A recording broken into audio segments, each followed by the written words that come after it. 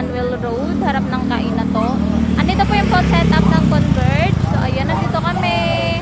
Kung mga gusto po mag-apply, punta lang po kayo dito or pwede nyo po akong i-chat. Yun lang. Ayan guys, ayan. Apply na po kayo ng aming 1.5 na up to 200 Mbps sa FiberX. So, ito guys, nandito kami ngayon for phone setup. So, mag-area kami mamaya. Yan. Yan ang aking mga kasama ngayon.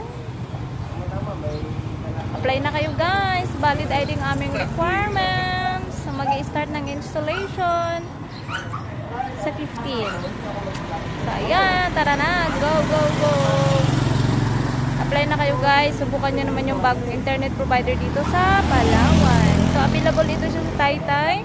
So, kung may magustong mag-apply dyan, kontakin nyo lang ako.